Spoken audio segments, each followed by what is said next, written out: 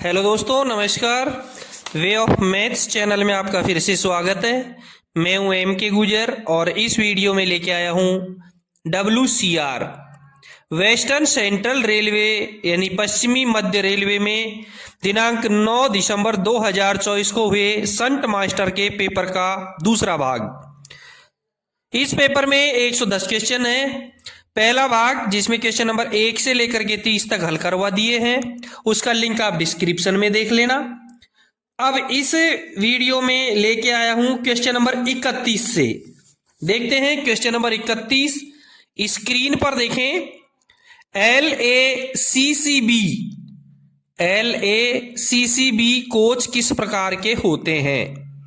ए में दे रखा है सबअर्बन फर्स्ट क्लास, बी में दे रखा है AC चेयर कार, सी में LHB AC पेंट्री कार और डी में first AC coach. LACCB LHB AC pantry car का कोड है।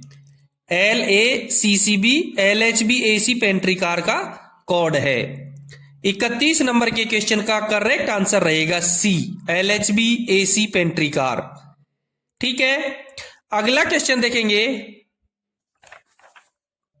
क्वेश्चन नंबर 32 देखें। टर्मिनल यार्ड पर निम्न में से कौन सा बोर्ड उपलब्ध करवाया जाएगा? टर्मिनल यार्ड, ए में पैसेंजर वार्निंग, बी में गुड्स वार्निंग, सी में स्टॉप। मैं आपको A, B, C तीनों में जो दिया गया है तीनों के बारे में आपको बता देता हूं। ए में पैसेंजर वार्निंग बोर्ड दे रखा है। पैसेंजर वार्निंग बोर्ड कहां लगाया जाता है ये देखते हैं। जहां सवारी गाड़ी की गति ब्रॉड गेज में 72 किलोमीटर प्रति घंटे तथा मीटर गेज में 48 किलोमीटर प्रति घंटे से अधिक होती है, इसे स्टेशन के प्रथम रोक सिग्नल या सेक्शन में लगे गेट रोक सिग्नल से 1000 मीटर की दूरी पर लगाया जाता है। जहां ब्रॉड गेज में 72 किलोमीटर प्रति घंटा और मीटर गेज में 48 किलोमीटर प्रति घंटा से अधिक होती है सवारी गाड़ियों की गति, वहां इसको लगाया जाता है। इसे स्टेशन के प्रथम रोक सिग्नल या सेक्शन में लगे गेट रोक सिग्नल से 1000 मीटर की दूरी पर लगाया जाता है। जहां 1000 मीटर की दूरी पर डिस्टेंट या अकेले खंबे पर वार्नर सिग्नल लगा हुआ हो या जहां डबल डिस्टेंट सिग्नल लगे हो तो इस बोर्ड को लगाने की आवश्यकता नहीं है। कहां नहीं है इसकी आवश्यकता? जहां 1000 मीटर की दूरी पर डिस्टेंट या अकेले खंबे पर वार्नर सिग्नल लगा हुआ हो या जहां डबल डिस्टेंट सिग्नल लगे हो तो इस बोर्ड की लगाने की आवश्यकता नहीं है। बी में दे रखा है गुड्स वार्निंग। अब गुड्स वार्निंग बोर्ड कहां लगाया जाएगा? जहां सेक्शन में गुड्स ट्रेनों की गति 72 किलोमीटर प्रति घंटे से अधिक हो, उन सेक्शनों में इस बोर्ड को प्रत्येक स्टेशन के प्रथम रोक सिग्नल व सेक्शन में लगे गेट रोक सिग्नल से 1400 मीटर की दूरी पर लगाया जाता है। सी में स्टॉप बोर्ड दे रखा है। देखते हैं स्टॉप बोर्ड कहां लगाया जाएगा। स्टॉप बोर्ड को केवल एक गाड़ी पद्धति में टर्मिनल स्टेशन पर यदि आगमन दिशा में कोई रोक सिग्नल न हो तो फेसिंग पॉइंट से 180 मीटर बाहर लगाया जाता है। ठीक है, टर्मिनल यार्ड में कौन सा बोर्ड लगाया जाएगा? Stop board. क्वेश्चन नंबर 32 का करेक्ट आंसर रहेगा सी, स्टॉप। अगला क्वेश्चन देखेंगे। क्वेश्चन नंबर 33 में है POH मीन्स यानी POH की फुल फॉर्म क्या है?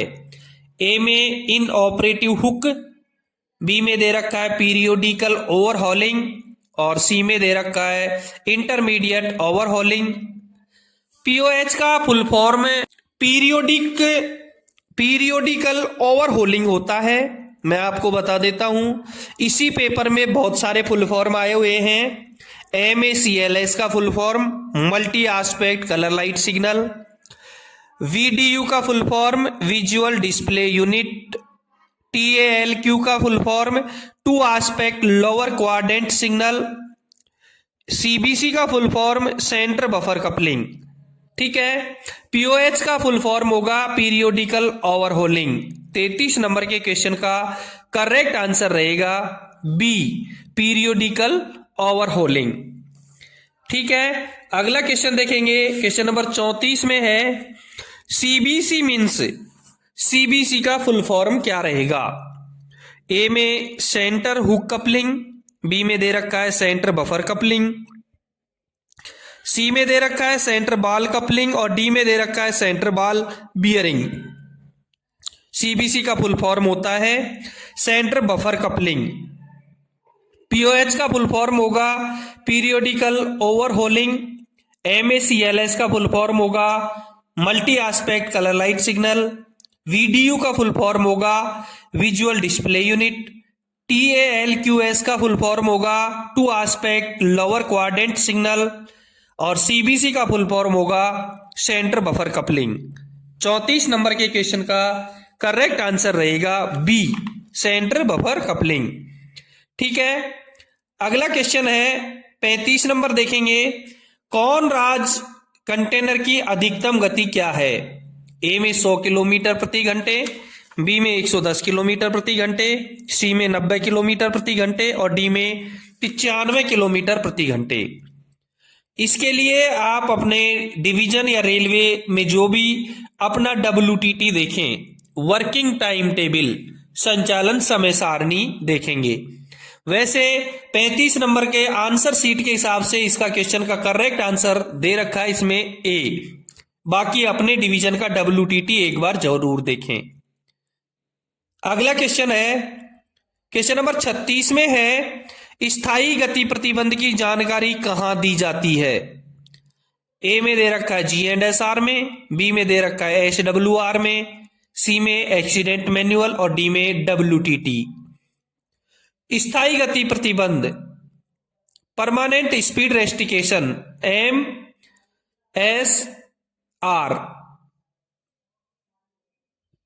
PSR permanent speed restriction. PSR की जानकारी कहां दी जाएगी? क्लियर है, WTT में। नोटिस स्टेशन की जानकारी WTT में, PRS की जानकारी PSR की जानकारी WTT में। WTT का जो उल्लेख है वो सामान्य नियम 4.07 में किया गया है। 4.07 के 1 में साफ लिखा है तत्समय प्रवर्त संचालन समय सारणी की एक एक प्रति प्रत्येक स्टेशन, ट्रेन मैनेजर व लोको पायलट, रेल पथ या निर्माण निरीक्षक और ऐसे किसी भी अन्य रेल सेवक को दी जाएगी जिसे अपनी ड्यूटी के दौरान इसके प्रयोग की आवश्यकता है। सामान्य नियम 4.07 के 2 में स्पष्ट लिखा है संचालन समय सारणी प्रकाशित हो जाने पर उसकी एक प्रति रेल संरक्षा आयुक्त को भी दी जाएगी। ठीक है, 36 नंबर के क्वेश्चन का करेक्ट आंसर रहेगा डी, WTT। अगला क्वेश्चन देखेंगे, क्वेश्चन नंबर 37 में है VTO की जानकारी कहां से प्राप्त होती है? VTO दे रखा है, इसका फुल फॉर्म होगा visual test object. Visual test object, इसकी जानकारी कहां मिलेगी? ए में SWR, बी में G&SR दे रखा है, सी में एक्सीडेंट मैनुअल और डी में विजिबिलिटी एग्जामिनेशन बुक में दे रखा है। VTO की जानकारी SWR में प्राप्त की जा सकती है और SWR के 10वें भाग में विजुअल टेस्ट ऑब्जेक्ट का जो वर्णन है वो SWR के कौन से भाग में मिलेगा? 10वें भाग में मिलेगा। सहायक नियम 3.61 के 1 के ग में साफ लिखा है कि दृश्यता जांच खंबा VTO एक बेकार स्लीपर जमीन में सीधा खड़ा करके गाड़ कर लगाया जाएगा। यह स्लीपर क्रमशः काली और सफेद पट्टियों से रंगा जाएगा और रात में इस पर रोशनी रहेगी। यह खंबा स्टेशन के दोनों और स्टेशन मास्टर के कार्यालय के मध्य भाग से 180 मीटर की दूरी पर लगाया जाएगा। ठीक है, 37 नंबर के क्वेश्चन का करेक्ट आंसर हुआ ए, SWR। अगला क्वेश्चन देखेंगे, क्वेश्चन नंबर 38 देखें, कॉलिंग ऑन सिग्नल की पहचान किससे होती है? ए में G मार्कर, बी में C मार्कर, सी में P मार्कर और डी में A मार्कर दे रखा है। ए में G मार्कर दे रखा है, गेट रोक सिग्नल की पहचान होती है G मार्कर। बी में सी मार्कर दे रखा है, कॉलिंग ऑन सिग्नल की पहचान होती है सी मार्कर, करेक्ट आंसर यही रहेगा। सी में पी मार्कर दे रखा है, परमिसिव सिग्नल की पहचान होती है पी मार्कर। और डी में ए मार्कर दे रखा है, ऑटोमेटिक सिग्नल की पहचान होती है ए मार्कर। कॉलिंग ऑन सिग्नल की पहचान सी मार्कर। 38 नंबर के क्वेश्चन का करेक्ट आंसर हुआ बी सी मार्कर। अगला क्वेश्चन देखेंगे 39 नंबर के क्वेश्चन में है, दुर्घटना के दौरान रात में डबल निकास वाली ARMV साइडिंग को बाहर निकालने का लक्ष्य समय क्या है। डबल निकास के साथ यानी डबल निकास के साथ ARMV का फुल फॉर्म होता है एक्सीडेंट रिलीफ मेडिकल वैन। ए में 20 मिनट, बी में 15 मिनट, सी में 30 मिनट और डी में 45 मिनट दे रखा है। मैं आपको ART और ARME दोनों के बारे में बता देता हूं। ARME का आकलन एक मुंह वाली साइडिंग से और दो मुंह वाली साइडिंग से लिया जाता है, और ART का जो आकलन है समय का वो दिन और रात के हिसाब से लिया जाता है। आदेश मिलने के पश्चात साइडिंग से निकालने का समय ARME का यदि एक मुंह वाली साइडिंग है तो 25 मिनट रहेगा और दो मुंह वाली साइडिंग है तो 15 मिनट रहेगा। रवाना करने के लिए ARME के 5 मिनट रहेंगे, चाहे एक मुंह वाली साइडिंग हो चाहे दो मुंह वाली साइडिंग हो। ARME को आदेश से रवाना करने का कुल समय, कुल निर्धारित लक्ष्य ARME का यदि एक मुंह वाली साइडिंग है तो 30 मिनट रहेगा और दो मुंह वाली साइडिंग है तो 20 मिनट रहेगा। आदेश मिलने के पश्चात साइडिंग से निकालने का समय ART का दिन में 30 मिनट रहेगा और रात में 45 मिनट रहेगा। रवाना करने का समय ART का चाहे दिन हो चाहे रात हो 15 मिनट रहेगा, और आदेश से रवाना करने तक का कुल निर्धारित लक्ष्य समय ART का दिन में 45 मिनट और रात में 60 मिनट रहेगा।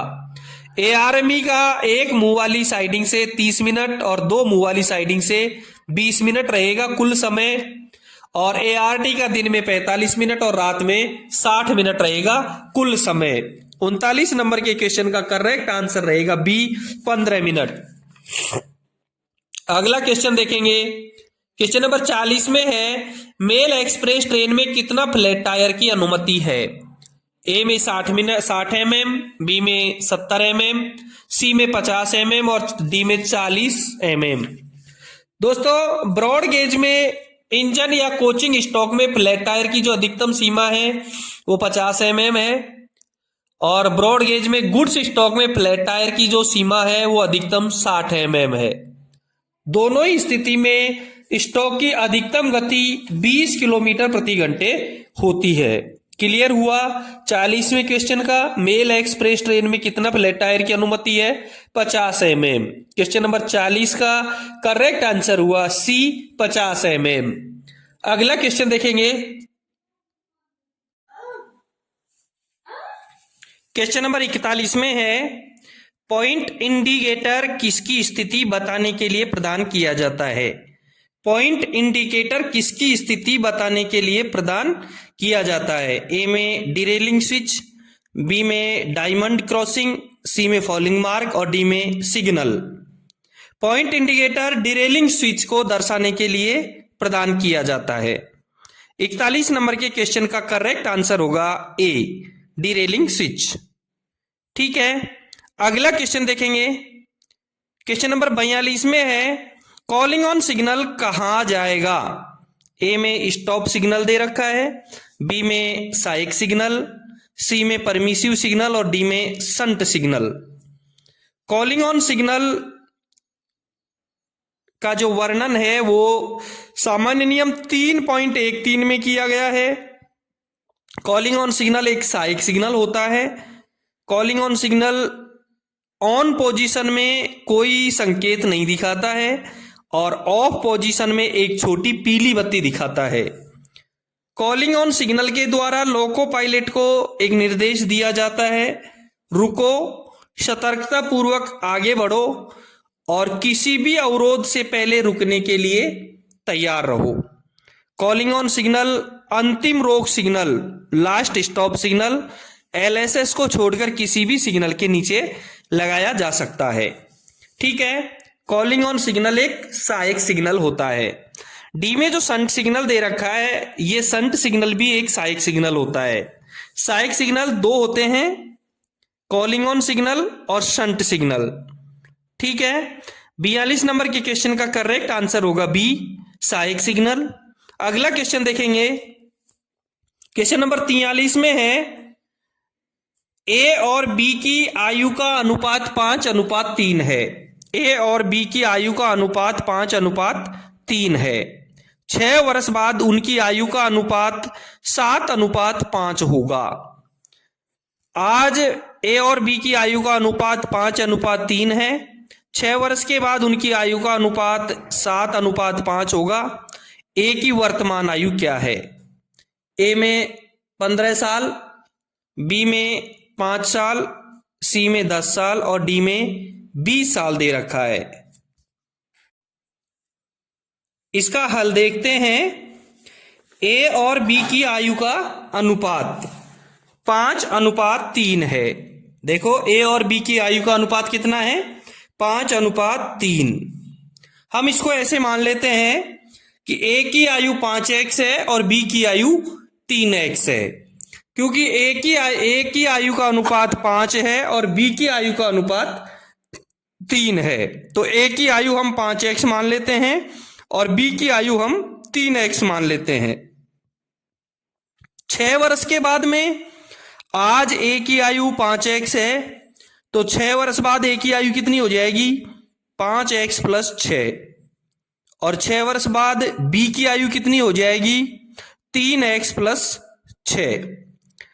6 वर्ष बाद ए की आयु 5x + 6 और बी की आयु 3x + 6। सवाल में दे रखा है कि 6 वर्ष के बाद में जो ए की और बी की जो आयु रहेगी उनका अनुपात 7:5 रहेगा। यानी 5x + 6 अनुपात 3x + 6 बराबर 7:5। 5x + 6 अनुपात 3x + 6 बराबर 7:5। यदि हम इसको भिन्न में लिखते हैं तो 5x + 7 बटा 3x + 6, 5x + 6 बटा 3x + 6 बराबर 7/5। इसको वज्र गुणा करेंगे। 5x + 6 उधर के 5 से गुणा हो जाएगा जो हर में है, और इसका 3x + 6 उधर के अंश में जो 7 है उससे गुणा हो जाएगा। यानी कि 5x + 6 × 5 और 3x + 6 × 7। 5x को 5 से गुणा करेंगे 25x आएगा, प्लस 6 को 5 से गुणा करेंगे 30 बराबर 3x को 7 से गुणा करेंगे 21x आएगा और 6 को 7 से गुणा करेंगे 42 आएगा। 25x + 30 बराबर 21x + 42। अब पक्षांतर करेंगे। पक्षांतर करने पर 25x यहाँ का यहीं रह जाएगा, 21x बराबर के उधर है वो प्लस का है, इधर आएगा तो माइनस का हो जाएगा। 25x - 21x बराबर 42 उधर रहेगा प्लस का रहेगा, और 30 इधर प्लस का है उधर जाएगा तो माइनस का हो जाएगा। यानी 42 - 30। 25x - 21x बराबर 42 - 30। 25x में से 21x की बाकी निकाल देंगे, 4x बच गया बराबर 42 में से 30 गया तो 12 बच गया। 4x बराबर 12, तो x बराबर 12/4, और 12 में जब 4 का भाग देंगे तो कितना प्राप्त हो जाएगा? 3। x का मान हमको 3 प्राप्त हो गया, और a की वर्तमान आयु हमने मान रखी थी 5x, क्योंकि a और b की जो आयु थी उसका अनुपात था 5:3 और हमने उसकी आयु 5x मान रखी थी। x का हमको मान प्राप्त हो गया 3 और a की आयु थी 5x, तो a की आयु बराबर 5x, x का मान 3, 5 × 3 बराबर 15 साल। a की आयु 15 वर्ष प्राप्त हो गई। क्वेश्चन नंबर 43 का करेक्ट आंसर रहेगा ए, 15 वर्ष। ठीक है, नेक्स्ट क्वेश्चन है क्वेश्चन नंबर 44 में देखेंगे, 2 क्रमागत विषम संख्याओं का योग 36 है। तो छोटी संख्या कौन सी है? थोड़ा सा दिमाग लगाने की जरूरत है, कैलकुलेशन लगाने की आवश्यकता ही नहीं है। दो क्रमागत विषम संख्याओं का योग 36 है। छोटी संख्या कौन सी है? एबे में जो दे रखी है, ए में 15, बी में 17, सी में 19 और डी में 13, ये छोटी संख्याएं हैं। ये क्या है? छोटी संख्याएं हैं। इससे बड़ी संख्या जो है वो नहीं है। सवाल में दे रखा है छोटी संख्या कौन सी है, इसका मतलब जो उत्तर में दे रखा है वो छोटी संख्या है। ए में 15 दे रखा है, देखो ए में 15 दे रखा है, तो इससे बड़ी विषम संख्या कौन सी है? 17। 15 का और 17 का योग कितना होता है? 32। इसका मतलब ए आंसर सही नहीं है। बी में 17 दे रखा है, 17 से बड़ी विषम संख्या होगी 19, तो 17 का और 19 का योग कितना है? 36। बिल्कुल करेक्ट आंसर हो गया बी। भाई दो क्रमागत विषम संख्याओं का योग 36 है। छोटी संख्या कौन सी है? एबे सदे में जो संख्या है उनमें से कोई छोटी संख्या है, तो बी में 17 है। 17 से बड़ी विषम संख्या 19 और 17 और 19 का योग कितना हो गया? 36। इसका मतलब 44 नंबर के क्वेश्चन का करेक्ट आंसर हुआ बी 17। नेक्स्ट क्वेश्चन देखेंगे। क्वेश्चन नंबर 45 में है, पूरक कोणों में 10 डिग्री का अंतर होता है, बड़ा कोण का मान क्या है? ए में 60 डिग्री, बी में 64 डिग्री, सी में 54 डिग्री और डी में 50 डिग्री। पहले मैं आपको पूरक कोण बता देता हूं। ऐसे दो कोण जिनका योग 90 डिग्री होता है पूरक कोण कहलाते हैं। ऐसे दो कोण जिनका योग 90 डिग्री होता है पूरक कोण कहलाते हैं। अब क्वेश्चन में है कि पूरक कोणों में 10 डिग्री का अंतर है, तो बड़ा कोण का मान क्या है? यानी कि जो क्वेश्चन में दे रखे हैं उनमें से कोई कोण है वो पूरक कोणों में बड़ा कोण है और 10 डिग्री का अंतर है। इसका मतलब जो इसमें नहीं दे रखा है वो इससे 10 डिग्री छोटा है। ए में 60 डिग्री दे रखा है, ए में 60 डिग्री दे रखा है, तो 10 डिग्री के अंतर वाला कोण कौन सा हुआ? इससे 10 डिग्री छोटा यानी 50 डिग्री का। 60 और 50 110 होते हैं, 110 हुए तो 60 और 50 दोनों पूरक कोण नहीं हो सकते हैं। इसका मतलब ए आंसर सही नहीं है। बी में 64 डिग्री दे रखा है, 64 डिग्री से 10 डिग्री छोटा कोण कितना हुआ? 54 डिग्री, और 64 और 54 का योग 108 होता है, इसलिए ये भी नहीं हो सकता। सी में 54 डिग्री दे रखा है, 54 डिग्री में 10 डिग्री छोटा कौन सा कोण होगा? 44 डिग्री, और 54 और 44 का योग 98 होता है, इसलिए ये दोनों भी पूरक नहीं हो सकते।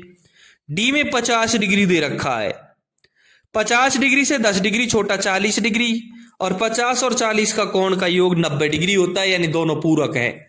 ऐसे दोनों कोण जिनका योग 90 डिग्री हो दोनों पूरक कोण कहलाएंगे। 45 नंबर के क्वेश्चन का करेक्ट आंसर हुआ डी।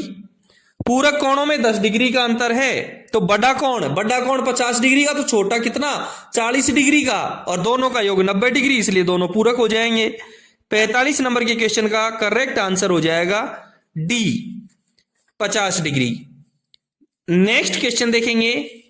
क्वेश्चन नंबर 46 में है, इफ 6.2 y बराबर 0.0124 देन y इक्वल टू, तो y का मान क्या होगा? यदि 6.2 y बराबर 0.0124 है तो y का मान क्या होगा? ए में 0.2, बी में 20, सी में 0.002 और डी में 0.02। आप खुद को भाग देना है। 6.2 का भाग 0.0124 में दे देना, इसका आंसर आ जाएगा, और इसका आंसर आएगा 0.002। 46 नंबर के क्वेश्चन का करेक्ट आंसर हो जाएगा सी। अगला क्वेश्चन देखेंगे। क्वेश्चन नंबर 47 में है, एक त्रिभुज के कोणों का योग 180 डिग्री है, यदि तीनों कोण 2x प्लस 15 डिग्री। देखो तीनों कोणों में से पहले कोण का मान है 2y plus 15, 2y plus 15 degree, दूसरे कोण का मान है 85 डिग्री और तीसरे कोण का मान है y प्लस 20 डिग्री। तो y का मान क्या होगा? पहला कोण 2y प्लस 15, दूसरा 85 और तीसरा y प्लस 20 डिग्री का है। y का मान ज्ञात करना है। सबसे पहले इसने लिखा है कि त्रिभुज के तीनों कोणों का योग 180 डिग्री होता है। ए में लिखा है 60 डिग्री, बी में 30 डिग्री, सी में 20 डिग्री और डी में 10 डिग्री दे रखा है। y का मान ज्ञात करना है। इसका हल देखेंगे। त्रिभुज के तीनों कोणों का योग दे रखा है 180 डिग्री। बस इसी लाइन को याद करके, इसी लाइन को देख करके नीचे हल किया गया है। सबसे पहले लिखा है त्रिभुज के तीनों कोणों का योग बराबर 180 डिग्री। पहला कोण 2y प्लस 15 प्लस दूसरा कोण 85 प्लस तीसरा कोण y प्लस 20 बराबर 180। जैसा इसने कहा है वैसा हमने इसको हल कर दिया है। 2y plus 15 plus 85 plus y plus 20 सबका योग कितना है? 180। 2y और केवल एक y, दोनों को जोड़ेंगे तो टोटल हो जाएगा 3y। 2y और y 3y प्लस 15 और 85 100 में 20 जोड़ दिए 120। 3y प्लस 120 बराबर 180। 3y बराबर 180। 120 इधर प्लस के हैं, उधर जाएंगे माइनस के हो जाएंगे। तो 3y बराबर 60। तो 3y बराबर 60, तो y बराबर 60 भाग 3 बराबर 20। y का मान कितना प्राप्त हो गया? 20 प्राप्त हो गया। y का मान 20 प्राप्त हो गया। 47 नंबर के क्वेश्चन का करेक्ट आंसर हुआ सी, 20 डिग्री। अगला क्वेश्चन देखेंगे। 48 नंबर के क्वेश्चन में है किसी संख्या का 1/4 और 3 जोड़ने पर 4 आता है, वह संख्या क्या है? ए में 16 दे रखा है, बी में 12, सी में 4 और डी में 1 दे रखा है। थोड़ा सा कॉमन सेंस लगाने की बातें हैं, अपना दिमाग थोड़ा सा लगाओ। सवाल में लिखा है 1/4 और 3 को जोड़ने पर 4 आता है। किसी संख्या का 1/4 में 3 जोड़ने पे 4 आता है, इसका मतलब वो जो 1/4 है वो कितना है? 4 में से 3 को हटा दो 1। किसी संख्या का 1/4 और 3 जोड़ने पे 4 आता है, यानी 1/4 में 3 जोड़ दे तो 4 आ जाएगा। इसका मतलब 1/4 कितना हुआ? 1। और 1/4 1 किसका होता है? 4 का 1/4 1 होता है। इसलिए करेक्ट आंसर रहेगा इसका 4, सी इसका आंसर रहेगा। 48 नंबर के क्वेश्चन का करेक्ट आंसर हुआ सी। सी में 4 दे रखा है, 4 का 1/4 1 होता है और 1 में 3 जोड़ने पे 4 प्राप्त होता है। अगला क्वेश्चन देखेंगे। x का कौन सा मान 4x प्लस 5 और माइनस के x प्लस 15 के बराबर बनाएगा? दोनों को बराबर बनाएगा x का कौन सा मान, यानी इन दोनों को बराबर करने पर x का मान क्या आएगा? a में 1, b में 2, b में -2, c में 2 और d में 1 दे रखा है। इसका हल देखते हैं। 4x प्लस 5 और माइनस का x प्लस 15 दोनों को बराबर करके x का मान ज्ञात करना है। तो 4x प्लस 15 बराबर माइनस का x प्लस 15, पक्षांतर करेंगे। 4x यही रहेगा, प्लस माइनस का x उधर से बराबर के इधर आएगा, प्लस का x हो जाएगा, यानी 4x प्लस x बराबर 15 उधर ही रहेगा, इधर का प्लस का 5 है वो उधर जाएगा, माइनस का हो जाएगा। 4x प्लस x बराबर 15 माइनस 5। 4x में 1x जोड़ दिया 5x और 15 में से 5 घटा दिए 10। 5x बराबर 10। 5x बराबर 10, तो x बराबर 10 भाग 5 बराबर 2। x का मान कितना प्राप्त हो गया? 2 प्राप्त हो गया। 49 नंबर के क्वेश्चन का करेक्ट आंसर हुआ सी, 2।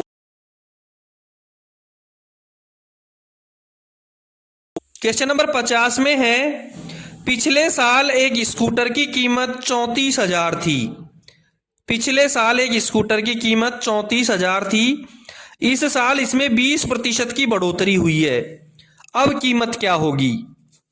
ए में 30,800, बी में 40,800, सी में 30,400 और डी में 40,400।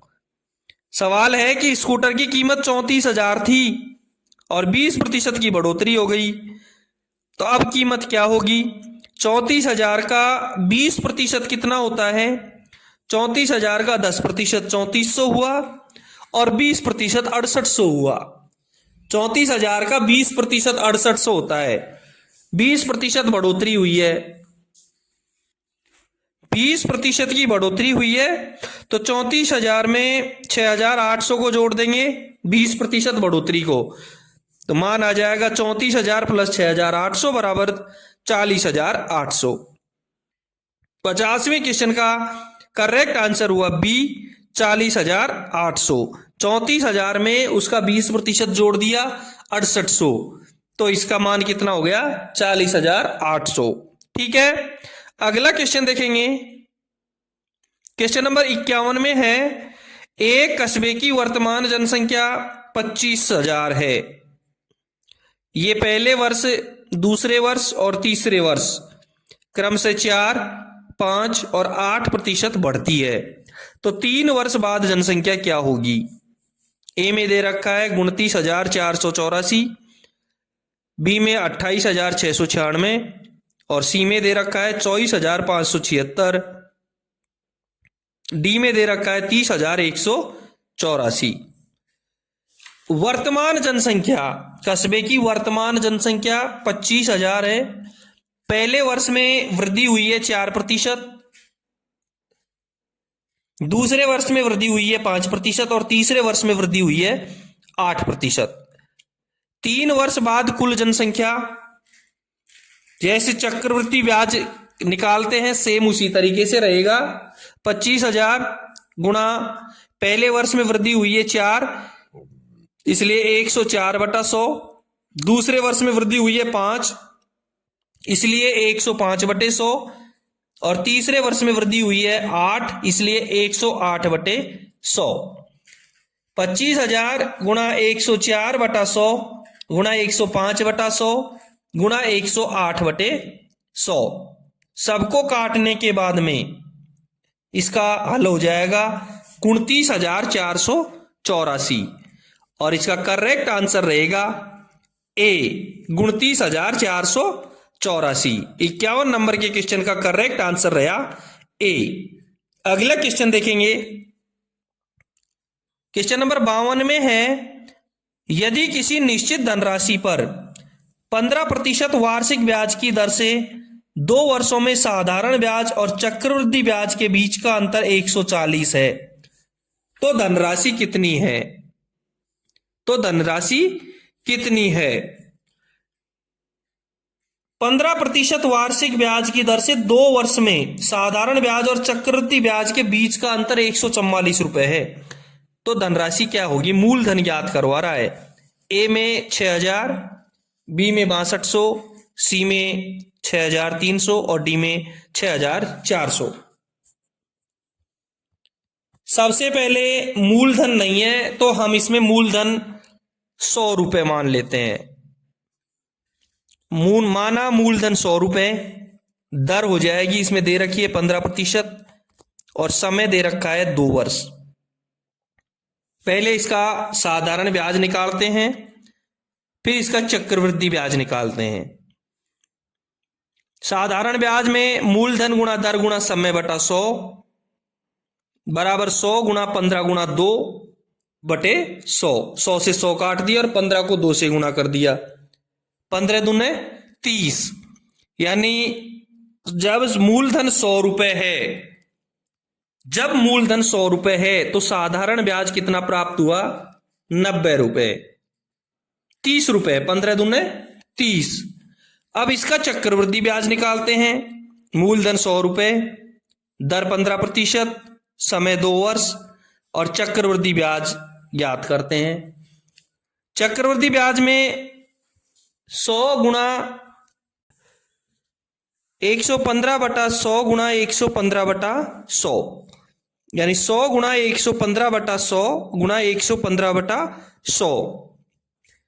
इसको गुणा करके हल देखते हैं तो 132.25 आता है, 132.25 आता है। इसमें से 100 की यदि हम बाकी निकालेंगे तो चक्रवृद्धि ब्याज प्राप्त हो जाएगा, यानी 32.50 रुपए। साधारण ब्याज हमको प्राप्त हुआ था 30 रुपए और चक्रवृद्धि ब्याज हमको प्राप्त हो गया 32.25 रुपए। चक्रवृद्धि ब्याज और साधारण ब्याज का जो अंतर है वो है 32.25 माइनस 30 बराबर 2.25 रुपए। 2.25 रुपए इसका अंतर है। चक्रवृद्धि ब्याज और साधारण ब्याज का अंतर कितना प्राप्त हुआ? 2.25 रुपए। अब देखते हैं भाई 2.25 जब इसका अंतर है, कब अंतर है? जब मूलधन कितना है? 100 रुपए। 2.25 जब अंतर है तो मूलधन 100 रुपए है। 144 रुपए यदि इसका अंतर होगा तो मूलधन क्या होगा? 100 भाग 2.25 गुणा 144। 100 भाग 2.25 गुणा 144, सबको गुणा करेंगे तो 6400 प्राप्त हो जाएगा। 6400 प्राप्त हो जाएगा। 52 नंबर के क्वेश्चन का करेक्ट आंसर रहेगा डी, 6400। अगला क्वेश्चन देखेंगे, क्वेश्चन नंबर 53 में है, यदि 840 रुपए अंकित मूल्य वाली वस्तु को 714 रुपए में बेचा जाता है तो छूट प्रतिशत क्या है? छूट प्रतिशत क्या है? 840 रुपए की वस्तु है, उसको 714 रुपए में बेचते हैं।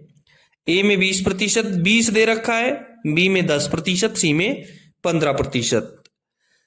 अंकित मूल्य इसका 840 रुपए है और इसका विक्रय मूल्य 714 रुपए है, यानी 840 रुपए की जो वस्तु है उसको 714 रुपए में बेचा जा रहा है। हानि कितनी हुई? जब विक्रय मूल्य ज्यादा होता है, विक्रय मूल्य कम होता है और अंकित मूल्य ज्यादा होता है तो हानि होती है। 840 में से 714 की बाकी निकाल देंगे, 126 रुपए इसकी क्या हो गई? हानि हो गई। और हानि का प्रतिशत यदि याद करेंगे तो हानि प्रतिशत बराबर 126 भाग अंकित मूल्य गुणा 100। 126 भाग 840 गुणा 100 और सबको काटेंगे तो 15% इसका आंसर आएगा। 53 नंबर के क्वेश्चन का करेक्ट आंसर रहेगा सी, 15%।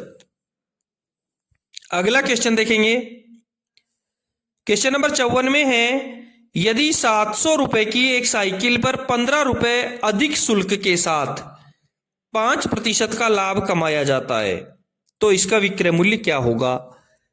ए में 600 रुपए, बी में 787.50 रुपए, सी में 780 रुपए और डी में कोई नहीं। क्वेश्चन को देखेंगे, 700 रुपए की एक साइकिल है, उस पे 50 रुपए अधिक शुल्क के साथ 5% लाभ कमाना है हमको।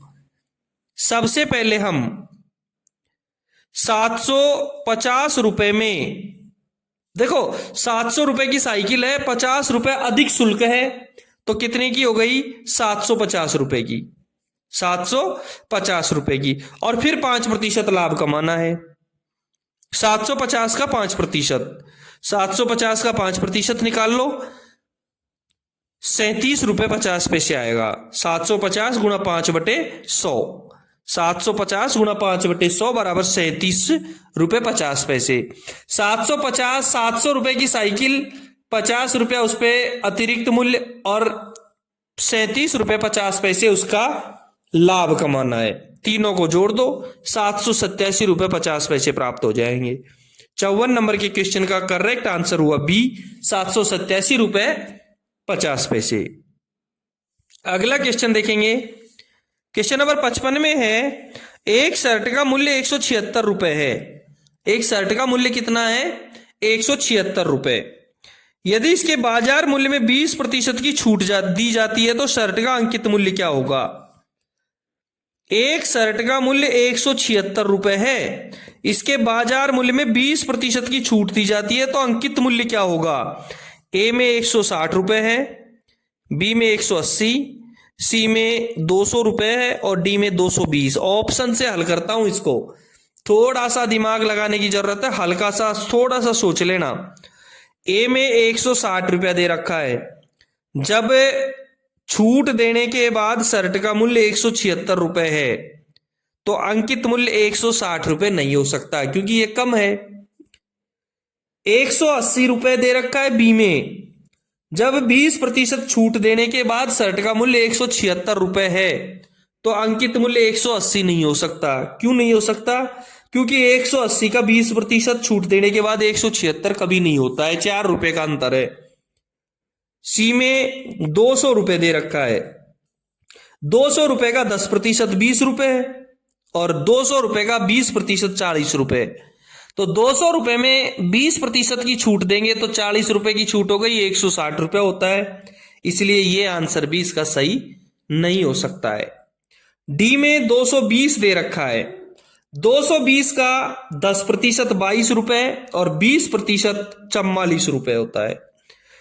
220 में 44 रुपए घटाएंगे तो 176 रुपए आएगा, इसलिए 55 नंबर के क्वेश्चन का करेक्ट आंसर होगा डी।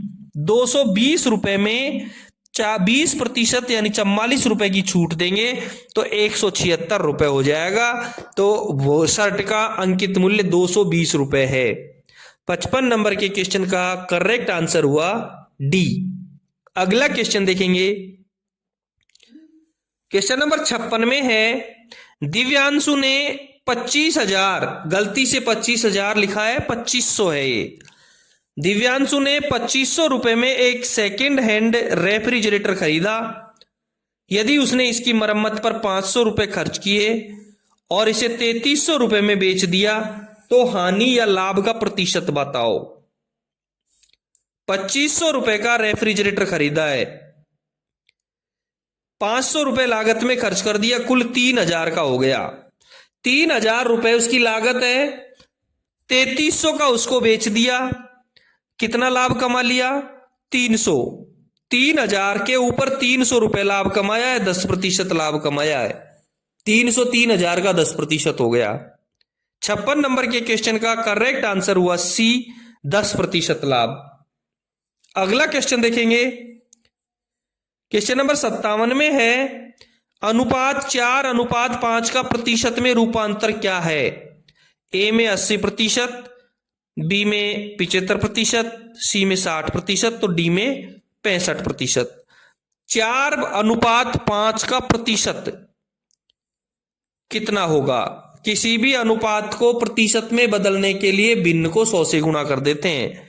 4/5 गुणा 100 और 5 का भाग 100 में दिया 20, 20 को 4 से गुणा कर दिया 80। 57 नंबर के क्वेश्चन का करेक्ट आंसर हो गया ए, 80%। अगला क्वेश्चन देखेंगे, 58 नंबर के क्वेश्चन में है, x का 30% 600 है, तो x का मान ज्ञात करो। ए में 1000, बी में 2000, सी में 1500, डी में 1800। देखते हैं इसका हल। x का 30% बराबर 600, यानी कि x का की जगह गुणा का चिन्ह, 30% यानी 30/100, x गुणा 30/100 बराबर 600। x के पास में 30/100 गुणा के चिन्ह में है, ये भिन्न 600 के पास जाएगी तो उल्टी हो जाएगी, यानी x बराबर 600 गुणा 100/30 और 30 का भाग 600 में दिया 20, 20 को 100 से गुणा कर दिया 2000। 58 नंबर के क्वेश्चन में x का मान आ गया 2000, करेक्ट आंसर हुआ बी। ठीक है, अगला क्वेश्चन देखेंगे, 39 नंबर के क्वेश्चन में है, यदि 6 संतरे का मूल्य 42 रुपए है तो 105 रुपए में कितने संतरे खरीदे जा सकते हैं? ए में 17, बी में 15, सी में 20 और डी में 21। 5 संतरे 42 रुपए के हैं, 6 संतरे 42 रुपए के हैं, तो एक संतरा कितने का हुआ? 7 रुपए का। 6 का भाग 42 में दे दो। 6 संतरे 42 रुपए के, तो एक संतरा 7 रुपए का हो गया। 105 रुपए में कितने संतरे हो गए? 105 में 7 का भाग दे दो। 15 7 105, 15 7 105। 105 रुपए में 15 संतरे प्राप्त हो गए। 39 नंबर के क्वेश्चन का करेक्ट आंसर हुआ बी 15। अगला क्वेश्चन देखेंगे, क्वेश्चन नंबर 60 में है, एक कार 60 किलोमीटर प्रति घंटे की एक समान गति से चल रही है। एक कार 60 किलोमीटर प्रति घंटे की एक समान चाल से चल रही है। 15 मिनट में वे कितनी दूरी तय करेगी? ए में 10 किलोमीटर, बी में 12 किलोमीटर, सी में 15 किलोमीटर और डी में 20 किलोमीटर दे रखा है। कार की गति 60 किलोमीटर प्रति घंटे है और 15 मिनट में, देखो एक घंटे में 60 किलोमीटर चलती है, यानी 60 मिनट में 60 किलोमीटर, तो 15 मिनट में 15 किलोमीटर। करेक्ट आंसर 60वें क्वेश्चन का करेक्ट आंसर हुआ सी 15 किलोमीटर। दोस्तों ये था WCR वेस्टर्न सेंट्रल रेलवे का 9 दिसंबर 2024 को होने वाला एक शंट मास्टर के पेपर का दूसरा भाग, जिसमें क्वेश्चन नंबर 31 से लेकर के 60 तक हल करवा दिए हैं। 1 से लेकर के 30 तक हल करवाया था। इसका पहला भाग, उसका लिंक डिस्क्रिप्शन में दे रखा है, वो आप डिस्क्रिप्शन से देखें। और फिर मिलते हैं अगले वीडियो में क्वेश्चन नंबर 61 के साथ में।